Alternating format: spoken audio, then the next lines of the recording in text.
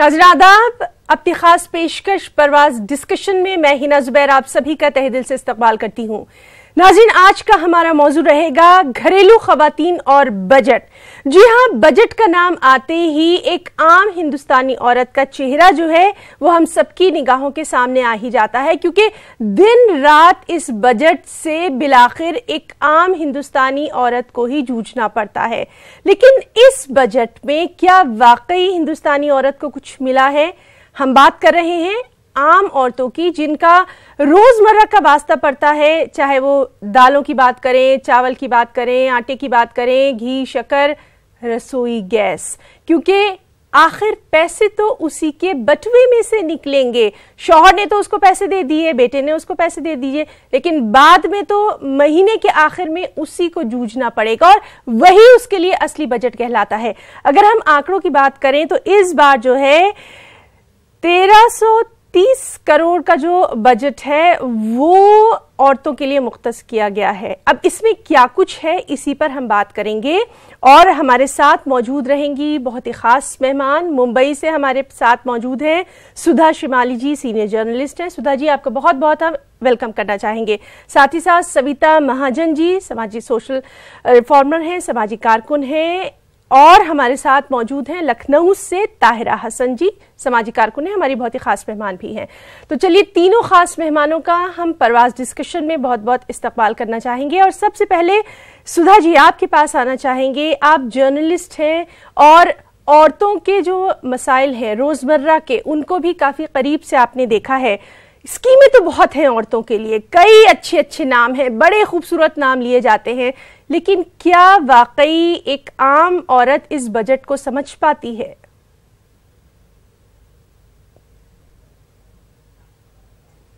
आपने बिल्कुल सही फरमाया कि एक आम महिला के लिए बजट के क्या मायने हैं और जो इस अंतरिम बजट में राशि आवंटित की गई है, जैसा आपने बताया 13,030 करोड़ रुपए, तो 1330 करोड़ रुपए पिछली बार से अगर महिला सुरक्षा और सशक्तिकरण के नाम पर जो आवंटित किया गया है, अगर उसे पिछले साल से अगर हम इसकी तुलना करें तो 6.60% का हाइक हुआ है। लेकिन ये भी बहुत कम कहा जाएगा, क्योंकि विमेन्स स्कीम्स के लिए ज्यादा फंड अलोकेट किए जाने की जरूरत थी इस बार। लेकिन एक कोशिश की गई है बजट में कि जेंडर इनइक्वालिटी को खत्म करने के लिए बजट का इस्तेमाल कैसे किया जाए। तो मैं यहाँ आपको एक जरूरी बात कहना चाहूंगी कि ज्यादातर महिलाएं जो कामकाजी हैं, जो छोटे छोटे काम करती हैं, हाथ जैसे कुटीर उद्योग में है, या अपना छोटा सा एक गाय पालने या बकरी पालने या इस तरह का एक बिजनेस करती हैं, या वो कहीं पे काम करती हैं हाथ से जुड़ा हुआ, या कहीं वो किसी के घरों में काम करती हैं, तो अनऑर्गेनाइज्ड सेक्टर में काम करने वाली महिलाओं की संख्या बहुत ज्यादा है। तो उन महिलाओं को ध्यान में रख के जो एक प्रधानमंत्री श्रम योगी मानधन योजना का जो प्रावधान किया गया है, जिसमें एक पेंशन की शुरुआत की गई है, मुझे लगता है उसका सबसे ज्यादा फायदा महिलाएं ले सकती है। और उन्हें अब हमें जरूरत है उन्हें जागरूक करने की कि कैसे वो इस पेंशन का हिस्सा बने, और हम उन्हें जरूर बताएं कि जल्दी से जल्दी वो इस पेंशन का हिस्सा बने। और जो महिलाएं के घर, जिन महिलाएं अच्छी जो मतलब वेल टू डू हैं, जिनके घर में महिलाएं दूसरी काम करने आती हैं, उनको वो कैसे सहायता करके मंथली उनके लिए, तो यानी उनको जो बाखबर करना है, अवेयर करना जरूरी है। सविता महाजन जी, आपसे हम जानना चाहेंगे, जिस तरह से विमेन एम्पावरमेंट की बात की जाती है, प्रोटेक्शन की बात की जाती है, ये वर्ड हमको या आपको तो समझ में आते हैं, लेकिन जो एक घरेलू औरत है, यहाँ पर खासतौर से हम घरेलू हिंदुस्तानी औरत की बात कर रहे हैं, जो एक घरेलू औरत है, उसको हम किस तरह से समझाएंगे कि भाई इस बजट में उसके लिए क्या कुछ है? आप बिल्कुल ठीक कह रहे हैं। एक घरेलू औरत को समझाना, वाकई हर घरेलू औरत तक ये बात को पहुंचाना काफ़ी मुश्किल है। योजनाएं बनती हैं, बजट आते हैं, पर क्या वो हर महिला तक पहुंच पाते हैं? तो इसके लिए गवर्नमेंट क्या कर रही है? बजट तो बन गए हैं, हम इतना ज़रूर कर सकते हैं, हमारे घर काम करने वाली बाई को समझा सकते हैं, या फिर अपने मतलब किसी एरिया में, स्लम एरिया में जाके लोगों को बता सकते हैं। पर बहुत सी औरतों को तो पता ही नहीं चलता है बजट कब आया कब गया। सही। तो मैं चाहती हूँ कि जो वुमेन एम्पावरमेंट है या ये योजना है, जो भी गवर्नमेंट ने महिलाओं के लिए किया है, वो उन तक कैसे पहुँचेगा? इसके लिए क्या किया गया है। जी बिल्कुल सही आपने कहा कि उनको क्या वाकई में इस बात की जानकारी दी गई है कि उनके लिए क्या कुछ किया गया है। चलिए ताहिरा हसन साहिबा आपके पास आना चाहेंगे। बहुत बड़ी बड़ी बातें की जाती हैं, कई करोड़ रुपए जो हैं वो मुख्तस किए जाते हैं, लेकिन एक जो आम हिंदुस्तानी औरत है, जब उसके हाथ में महीने भर की पगार आती है, जब उसके हाथ में सैलरी आती है, उसमें से तो उसको अपना बजट देखकर ही चलना है। इन तमाम चीजों को देखते हुए क्या सही मायनों में आम हिंदुस्तानी औरत तक ये जो बजट की इतनी बड़ी बड़ी बातें होती हैं ये पहुंच पाता है? देखिए, पेट्रोल और डीजल के दाम जब बढ़े हुए होते हैं तो उसका सीधा असर आता है ट्रांसपोर्ट के जरिए हमारे खाद्यान्न पे। खाद्य जो भी हमारा दाल चावल तेल इन सब पे आता है, ये सब बढ़ा हुआ है। तो जाहिर है जब पेट्रोल और डीजल के दाम बढ़े हुए हैं तो हमारे जो खाने पीने के सामान है, जो जिंदगी जीने का सामान है, वो महंगे हैं। और जाहिर है एक हाउसवाइफ जो आम औरत है उसके बजट से एक बड़ा हिस्सा इसमें जाता है। और इंटरिम बजट की बात जो हो रही है, इंटरिम बजट कब तक, ये तो अभी इलेक्शन की डेट डिक्लेयर होने जा रही है। ये इंटरिम बजट क्या ये बनाया गया है कि जो या उन्हें पता है कि यही सरकार आ रही है, पिछली आने वाली सरकारों के कंधों पे ये बंदूकें दागी जा रही हैं। देखिए इसमें भी जो बनाया गया है बहुत तारीफ हो रही है। तो मेरा कहना है कि 700 करोड़ दिया गया है सिक्योरिटी गाय के लिए, काऊ के लिए। और हमारी आदिवासी और दलित महिलाएं जो हैं, जो हमारी सबसे ज्यादा एट्रॉसिटीज झेल रही हैं, जेंडर इनइक्वालिटी झेल रही हैं, उनके लिए 147 करोड़ का बजट है। तो आप देखिए कि बजट में भी कहां औरत को लाके इन्होंने खड़ा किया है। कुछ ये जरूर है कि 10,000 जो औरत हमारी घर में हमारी हाउसवाइफ बचाती थी वो 40,000 बचा रही थी, तो औरत का जिक्र नहीं, वो सबके लिए है।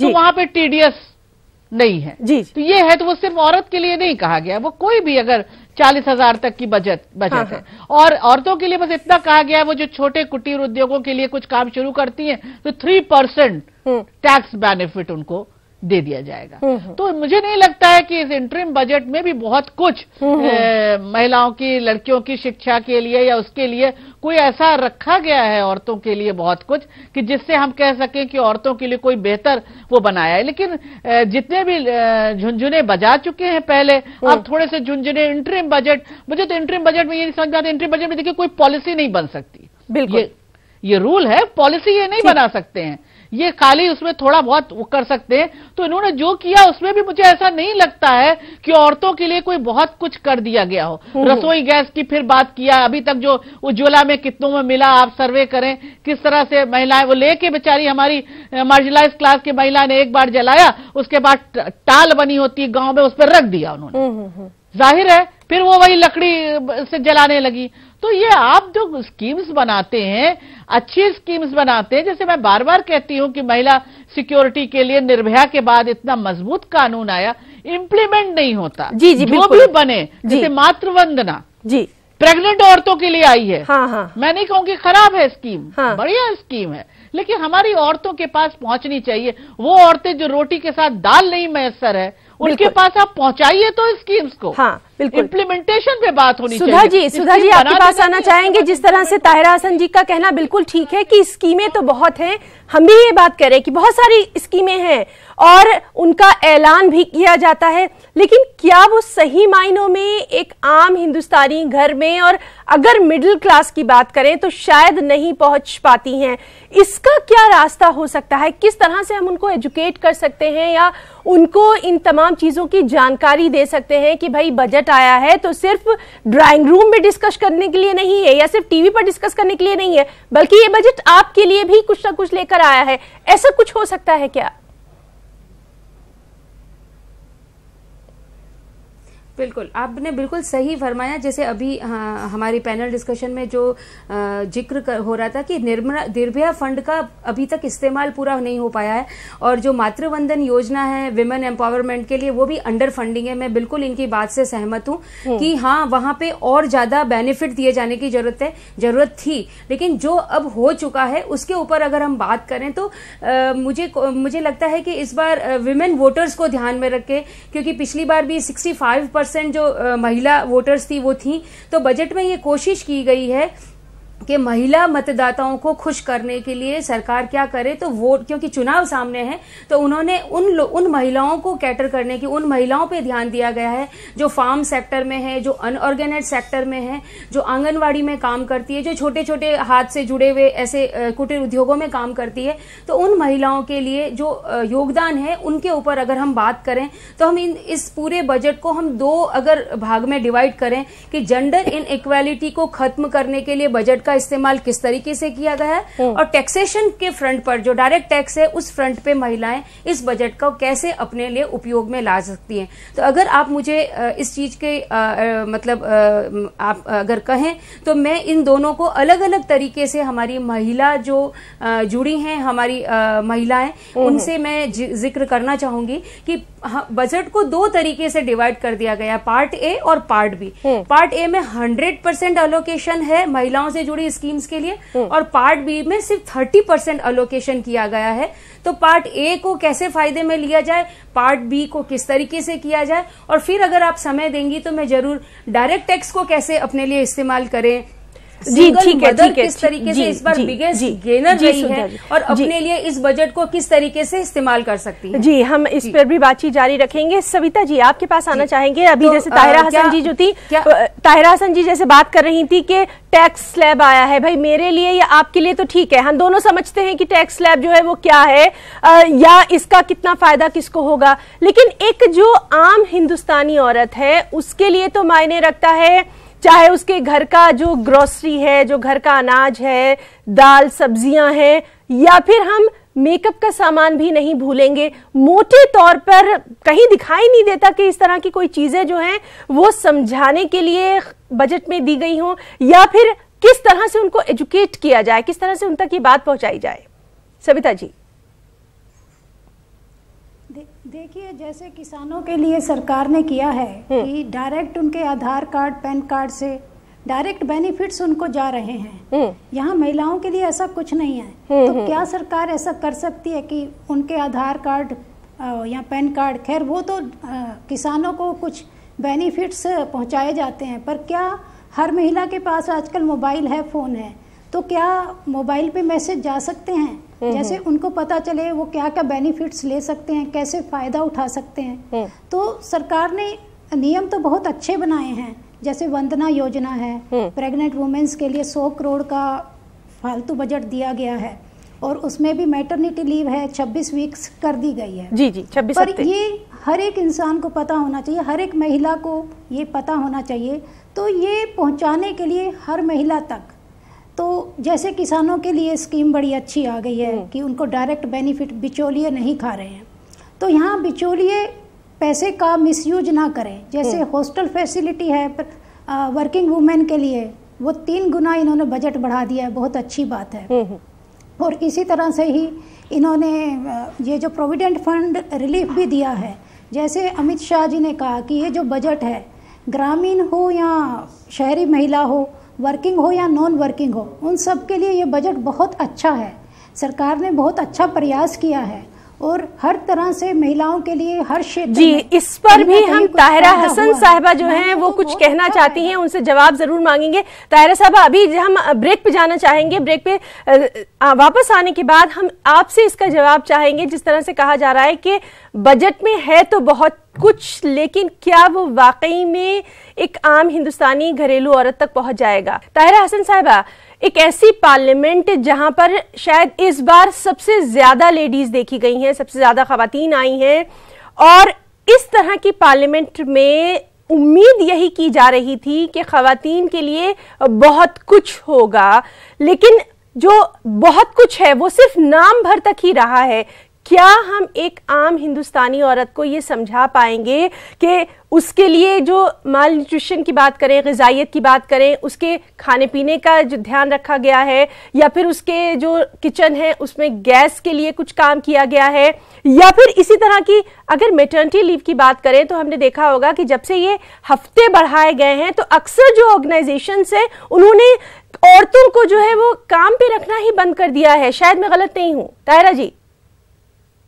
बिल्कुल, बहुत बिल्कुल बिल्कुल सही कह रही हैं आप। काम पे रखना बंद कर दिया है हमारी महिलाओं को मोस्टली। और दूसरी बात, जब हम बात कर रहे हैं महिलाओं की, तो देखिए जैसे मैंने कहा, जो खाना पीना है, जो दाल चावल सब्जी भाजी रोटी जो उनको रोज मिलना चाहिए, जो ग़िज़ा है उनके लिए, जब वही उनको नहीं मिलेगी, आप किसान को दे रहे हैं 500 पर मंथ, ठीक है, आप 500 पर मंथ दे रहे हैं किसान को, per day 17 rupees something they रहे हैं अन्नदाता को, और उसके बाद आप एक झुंझुना भी बजाए हुए हैं फूड सिक्योरिटी बिल। एनसीआरबी के आंकड़े कहते हैं 2015 में 8,000 हमारा किसान आत्महत्या कर चुका, 2014 में 4,650 कर चुका। तो ये सिर्फ किसान की आत्महत्या नहीं है, ये कितना खाद्यान्न कम हो रहा है उस देश में, उस प्रदेश में जहां बच्चा कुपोषित है, जहां महिलाएं ठीक से उनको नरिशमेंट नहीं मिल रहा है। सवाल ये है कि आपका क्या ये झुंझुना जो आपने बजाया इलेक्शन से पहले, क्या आपने इसके लिए अन्नदाता के लिए कुछ सोचा था? भाई आपको स्वामीनाथन रिपोर्ट आखिर इतने सालों से क्यों ठंडे बस्ते में पड़ी है? ताहिरा जी यहाँ हम आपके पास ये भी जानना चाहेंगे, ताहिरा जी आपके पास आना चाहेंगे। पास करती एक जिम्मेदार लेडी होने के नाते समाज का हम हिस्सा है बहुत ज्यादा, और हम तमाम चीजों को जानते भी हैं, समझते भी हैं। हम किस तरह से अपने आसपास की जो लेडीज हैं उन तक ये बात पहुंचा सकते हैं कि भाई जो बजट है उसमें आपके लिए भी कुछ है, जरूरत सिर्फ इस बात की है कि आप उन तमाम चीजों से वाकिफ हों। क्या ऐसा कुछ हम अपने तौर पे कर सकते हैं, समाजी तौर पर?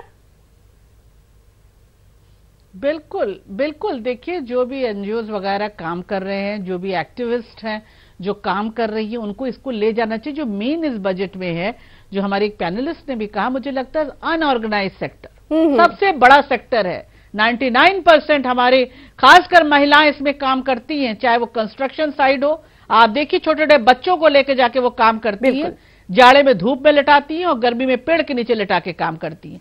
तो जाहिर उनको बताना है कि उनके लिए पेंशन का प्रावधान है, ये बात हमें बताना है। कितनी हमारी जो डोमेस्टिक वर्कर्स है 60 साल की उम्र है, बीमार हो जाती हैं, वो डिस्टिट्यूट बन जाती हैं, उनको कोई देखने वाला नहीं होता है। उसके लिए हम क्या करें, किस तरह से एक बोर्ड बनाया जाए। यहां भी डोमेस्टिक वर्कर्स के बोर्ड के लिए हम लोग लड़ रहे हैं कि यहां पे डोमेस्टिक वर्कर के लिए कानून बनेगा।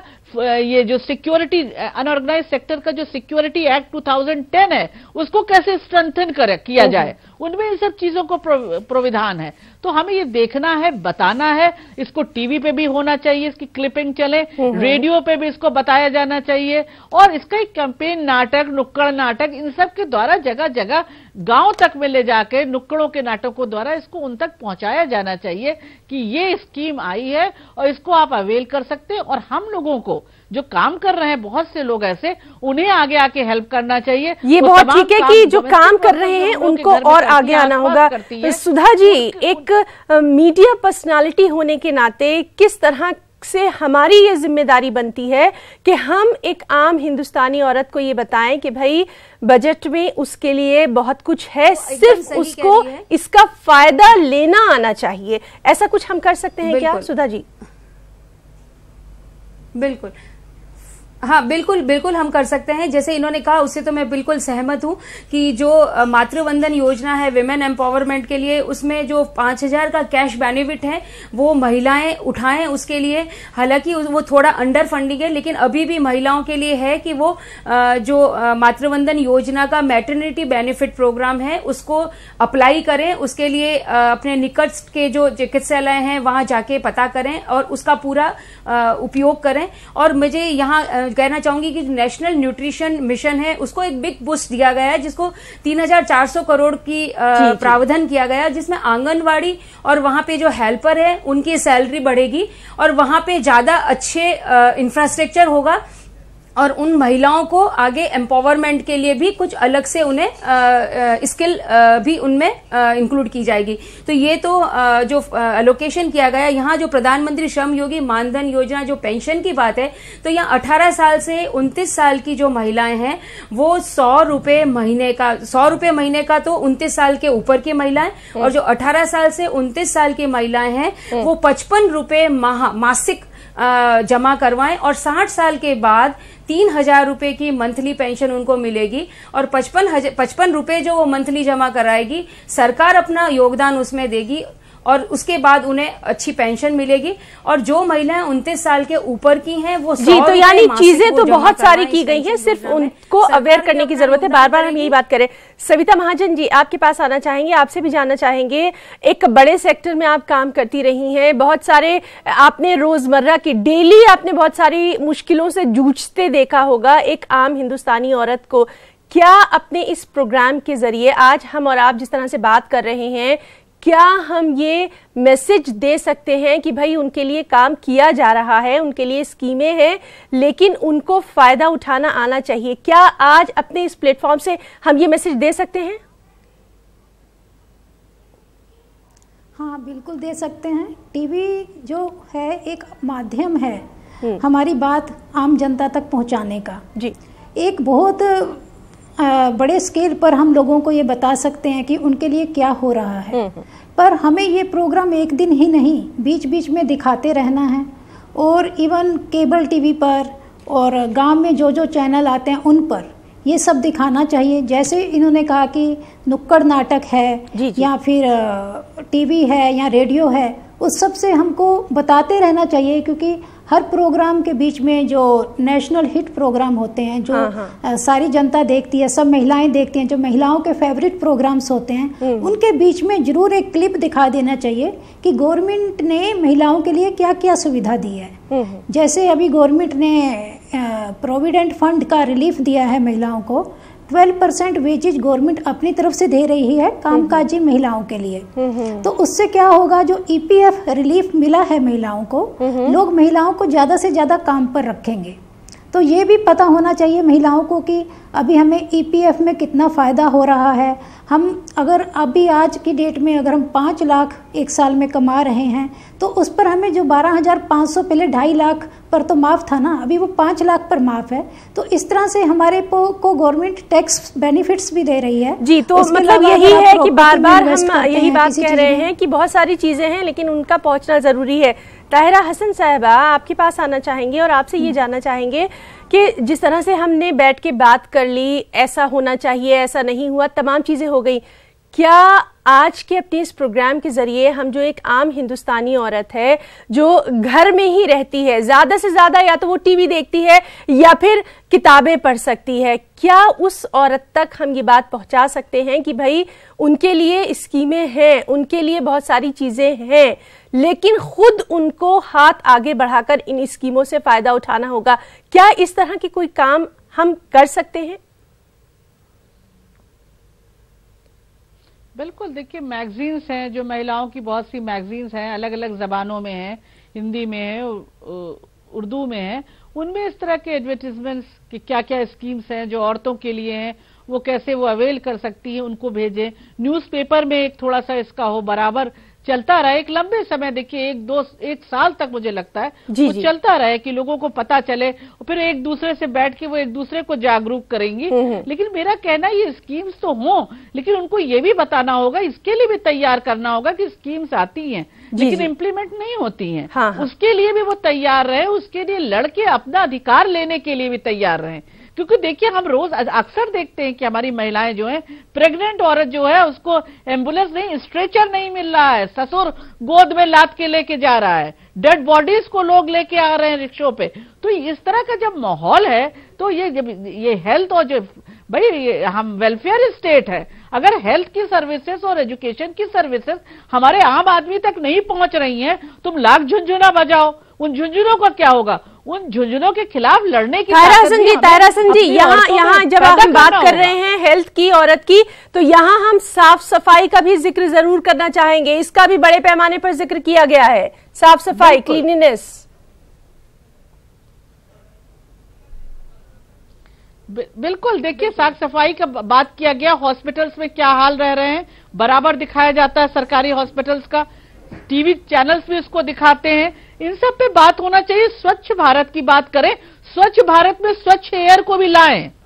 हमारी महिलाएं, प्रेग्नेंट महिलाएं है, उनके बच्चे जो है पैदा हो रहे हैं, उनको प्रॉब्लम है सांस की, तो स्वच्छ क्या होगा कि ये अब पानी की तरह क्या ये ऑक्सीजन सिलेंडर भी लेके चलेगा? और आप बताइए गरीब आदमी तो पानी भी कैसा पी रहा है, वो उसकी तो जी, वो तो सक्षम नहीं है हमारे आज का जो ये प्रवास का पूरा डिस्कशन रहा उसका आखिर में यही हम कंक्लूड कर सकते हैं कि बहुत सारी स्कीमें हैं, बहुत सारे नाम हैं, बहुत सारी चीजें हैं, लेकिन उनको सही मायनों में खवातीन जी सुधा जी कुछ कहना चाह रही हैं? आपने जो सवाल किया वो बहुत ही ज्यादा महत्वपूर्ण है कि हम घरेलू जो घर में बैठी हैं महिलाएं जो टीवी देख रही हैं या किताबें पढ़ रही है, अपना समय जो है काम के अलावा जो उनके पास काफी खाली समय है उसका वो उपयोग कैसे करें। इस बजट में ऐसे कौन से प्रावधान है जिनका वह इस्तेमाल करके अपनी स्किल्स का या अपने में जो हुनर है उसको बाहर ला सके और एक इकोनॉमी में अपना योगदान दे सके। तो ये महत्वपूर्ण बहुत प्रोग्राम है और बहुत ही महत्वपूर्ण सवाल है, तो मैं इस समय का इस्तेमाल जरूर करना चाहूंगी। मुझे इजाजत दें जी, बहुत माफी चाहते हैं कि वक्त की हमारे पास बहुत कमी है और ये एक ऐसा मौजू है जिस पर हम लगातार बोल भी सकते हैं। बहुत माफी चाहेंगे, बहुत माजरत चाहेंगे।